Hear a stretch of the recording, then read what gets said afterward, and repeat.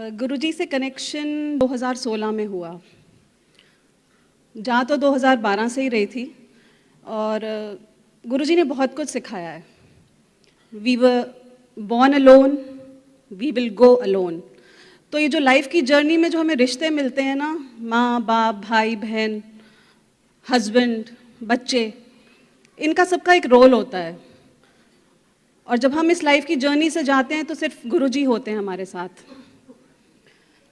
मेरे mom dad जाया करते थे गुरुजी के, तो डैड ने मुझे बोला 2012 से पहले की बात है ये, कि that you should also go, तुम्हें जाना चाहिए गुरुजी के, एक बार जाओ। मैंने कहा आपको क्या हो गया, आप तो बचपन से शिव जी के जाते थे, अब ये गुरुजी से कैसे कन्वर्ट हो गए? तो डैडी बोले कि वो भी शिव जी ही हैं, तुम जाओ तो सही एक बार। मैंने कहा देखिए मैं तो गुरुजी के और इन गुरुओं को तो मानती नहीं, मैं गुरुद्वारे जाती हूँ तो वहीं जाऊँगी मैं, मेरा गुरुजी से कोई कनेक्शन नहीं। तो डैडी ने बोला नहीं, you will go one day, I am sure you will go. हमारे पास में नेबर्स रहते थे, वो जा रहे थे गुरुजी के, तो मैंने बोला डैडी इतना बोल रहे हैं तो एक बार चलो जाके देख लेते हैं। वहाँ पे फिर मैं गई, मेरा कोई ऐसा सच कनेक्शन नहीं हुआ, मैं वापस आ गई। रादर मुझे हंसी और आई, आके मैंने डैड को बोला कि मैंने कहा ये गुरुजी थे, कैसा इनका डेकोर था, और इतना इन्होंने गुरुजी के, जैसे हमारे दिमाग में इमेज होती है ना कि गुरुजी बड़े दो साधु बाबाज एंड ऑल दैट टाइप्स। तो मेरा कोई कनेक्शन नहीं है और मैं वापस आ गई। इन 2012 आई लॉस्ट माई फादर। उनकी डेथ के 2 मंथ्स बाद ही मैंने जाना शुरू करा। पर जानने और मानने में फ़र्क मुझे काफ़ी देर बाद पता चला गुरुजी का।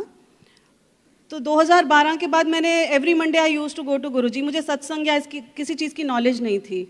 2012 के बाद मैंने जाती थी, एवरी मंडे जाती थी, तो मुझे कुछ ना कुछ वहाँ से मिल जाता था। प्रवीण अंकल बाहर होते थे, कभी हर तरह की माला मिल जानी, लॉकेट मिल जाना, स्वरूप मिल जाना। तो धीरे धीरे घमंड आ गया, जैसे कि हम गुरुजी वाले हैं वैसा घमंड आ गया।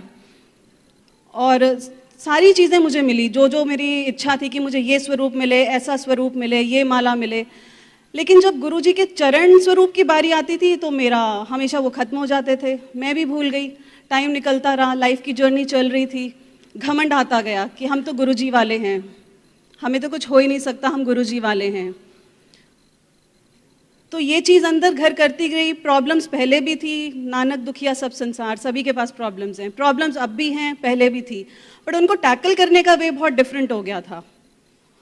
और जो गुरुजी के बहुत क्लोज होते हैं, जो महाशिव के बहुत क्लोज होते हैं, लाइफ की सबसे ज़्यादा हर्डल्स और प्रॉब्लम्स उन्हीं को दी जाती हैं। वो ही झेल सकते हैं जो जिनको दी जाती हैं प्रॉब्लम्स। 2016 अक्टूबर के स्टार्टिंग में मैंने गुरुजी को बोला, मैंने कहा आप तो सबको, कभी किसी को रोटी में दिख जाते हो, कभी ओम में दिख जाते हो, कभी कहाँ दिख जाते हो सपने में। मैंने कहा ना मुझे आप कभी चपाती में दिखते हो, मैं देख देख के थक गई, ना मुझे आप कभी सपने में आते हो। तो अक्टूबर 2016 में गुरुजी मेरे ड्रीम में आए और मुझसे काफ़ी गुस्से में थे वो। I had a long hair, मैं कभी यूजुअली अपने बालों को बांधती नहीं थी, but in that particular dream I was tying my hair. और मैं गुरुजी एक शिव जी के मंदिर में चल रहे थे, सारी संगत उनके साथ थी। मैं भाग के संगत के बीच में से जाके उनके पैर छूने की कोशिश करती हूँ।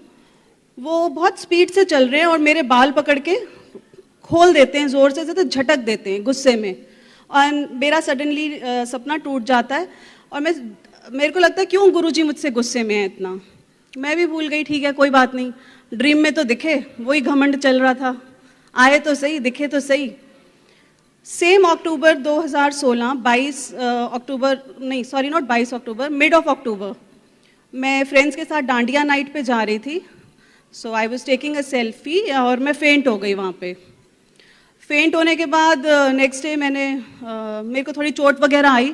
नेक्स्ट डे मैंने अपनी मदर को बताया, फैमिली में बताया, तो उन्होंने बोला कि डॉक्टर से बात करते हैं, क्योंकि माइग्रेन इशू तो रहता ही था।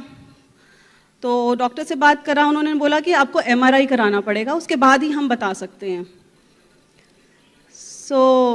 मैंने बोला कि MRI तो मैं करा ही नहीं सकती, that is really a tough job, 45 minutes आप मुझे एक मशीन में डाल देंगे और मेरे को कुछ हो ही नहीं सकता ना। मैं मम्मी को बोल रही हूँ भाई मुझे कुछ हो ही नहीं सकता, मैं गुरुजी वाली हूँ। कह रहे तुझे कराना तो पड़ेगा ना। जैसे बोलते हैं कि 90% कर्म गुरुजी ले लेते हैं, 10% तो हमें काटने ही पड़ेंगे। चलो जी, फिर एमआरआई कराया, 45 मिनट्स मशीन में डाल दिया। मैं जय गुरु जी बोलती रही। मैंने कहा कुछ होना तो है नहीं, सारे लोग पागल हुए हुए हैं। सो रिपोर्ट्स आई तो मुझे पारस हॉस्पिटल में डॉक्टर वीएस मेहता के पास भेजा गया, and it was a brain tumour. That was the last stage. I had just 1 month of life, and that was not curable.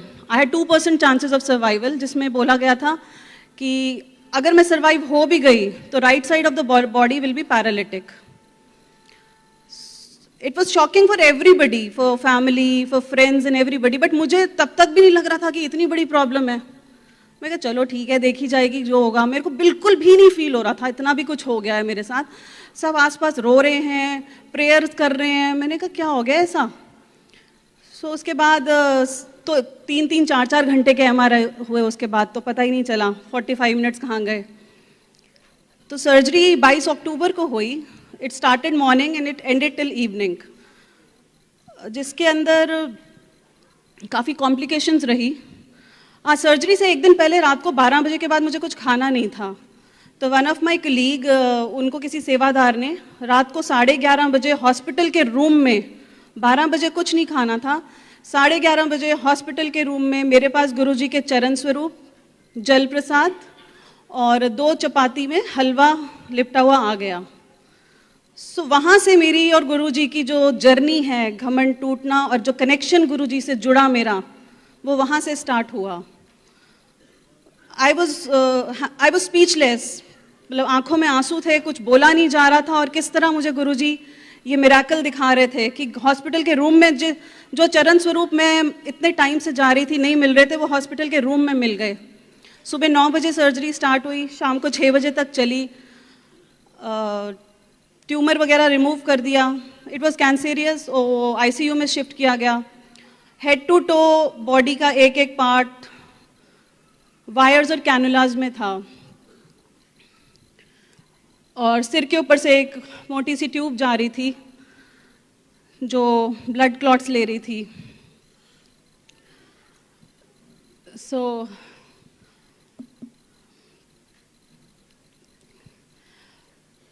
By default कुछ यहाँ पे वायर्स लगी थी, नर्स से कुछ गलत इंजेक्शन लग गया, and where I lost my breath. Trust me Sangat ji, जब आप अपनी सांस जाते देखते हो ना, आई वॉज हाउलिंग, मुंह खुला था, आंखों से आंसू निकल रहे थे। मैं टैप कर रही थी कि मेरी सांस जा चुकी है। उस मोमेंट पे कोई रिश्ता याद नहीं रहता, आपके बच्चे, आपके फादर मदर, कुछ नहीं याद रहता, सिर्फ आपको अपना शरीर याद रहता है। आप एक सांस जो मांगते हो ना, वो एक सांस, हमें ये जो ह्यूमन बॉडी मिली है ना, मनुष्य का जीवन मिला है, we have to completely respect that, and we are blessed to have that. हमारा दिल, दिमाग, बॉडी के सारे पार्ट्स काम कर रहे हैं, इससे बड़ी ब्लेसिंग कुछ नहीं हो सकती। आप रोज नया दिन देखते हो, उससे बड़ी ब्लेसिंग कुछ नहीं हो सकती।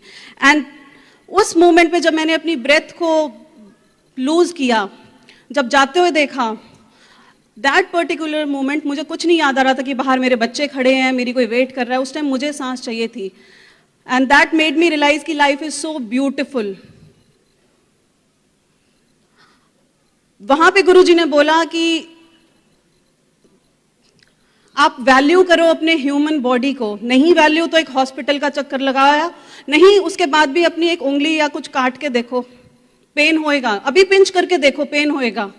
उस टाइम जब आपको पेन होएगा ना, तो उस टाइम आपको घर वाले या कोई आपका नियर और डियर नहीं याद आएगा, उस टाइम आपको वो वैल्यू बॉडी की याद आएगी।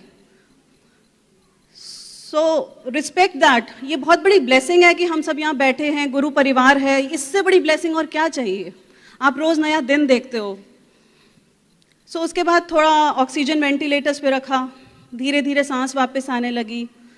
फिर थोड़े दिन बाद रूम में शिफ्ट किया। मुझे किसी फिजियोथेरेपी की ज़रूरत नहीं पड़ी, मेरे कोई पैरालिटिक भी नहीं हुई। हाँ, इनिशियली मुझे प्रॉब्लम थी, बॉडी के राइट और लेफ्ट पार्ट बहुत डिफरेंट लगता था।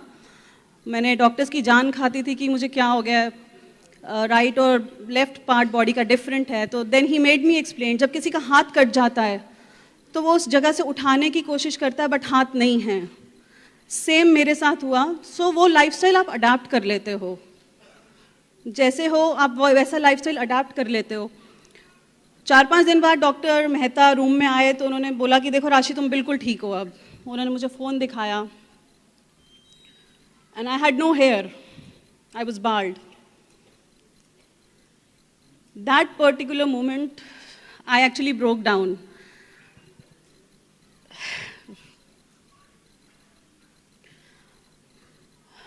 सो वहाँ मेरा जर्नी गुरुजी के साथ स्टार्ट हुई, जब उन्होंने वो जो ड्रीम दिखाया था मेरे बाल पकड़ के फेंकना और मेरे बाल सिर पे नहीं होना, आई कुड को रिलेट दैट।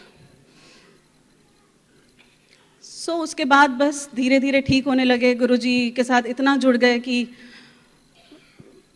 अब तो बिल्कुल like he is the best. वो मतलब घर में रहते हैं, अंदर रहते हैं, हर जगह गुरुजी हैं। So all I want to say is कि we are totally blessed. Value your life as an individual, value yourself, value your body। गुरुजी ने आपको जो दी है, बस ऐसे तो बहुत सारे सत्संग हैं, रोज ही गुरुजी के साथ रहना ही एक सत्संग है, सच का संग।